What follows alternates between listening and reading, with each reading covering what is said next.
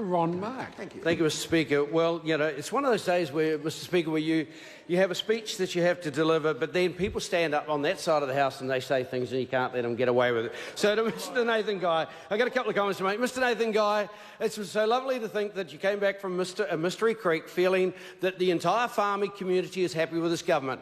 Let me assure you, from the dozens and dozens of people that came to the New Zealand First stand and said these words, I used to vote National.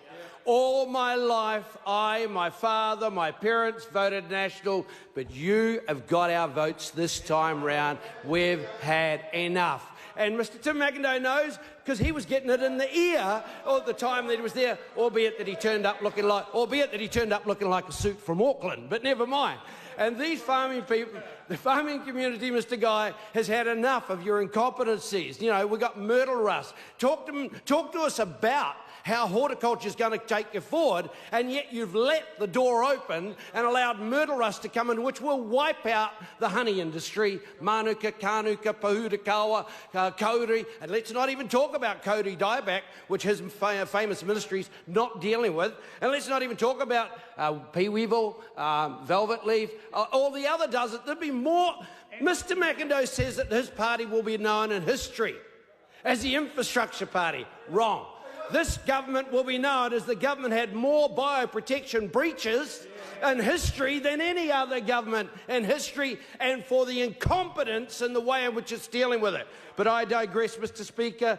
What we have seen played out in the last 24 hours is, yes, been focused on the hapless Todd Barclay, a young junior backbencher who New Zealand First has been hearing the stories about for well over 12 months and has been the benefactor as many of his members resigned from his committee and joined the New Zealand First committee. In fact, our new candidate, Mark Patterson, is from that very committee. So we've known about this stuff. The other person who knew about it was the Prime Minister. And it doesn't cut any ice around here, Mr. Speaker, to have the Prime Minister, one, flatly give false answers to the media yesterday, come into the House and try and retract his misstatements. It doesn't cut any ice, because the fact of the matter is the Prime Minister knew that a complaint had been laid with the police. The Prime Minister knew that there had been a breach of the law. The Prime Minister knew that the police were investigating. The Prime Minister knew that Mr. Barclay was refusing to cooperate. And the Prime Minister knew long-term down the line that this was going to reflect on his party, but he had hoped it would all go away, that the hush money that was paid up would make it all go away. What the Prime Minister has sadly demonstrated to New Zealand, but actually gratefully at this point in time in the electoral cycle, is that he is not fit to lead this country. Mr. Speaker, Mr. English is not fit to lead. What Mr. English needs to understand is that to lead New Zealand, he must enjoy the trust of the people, the confidence of the people. He must be reliable. He must exercise good judgment.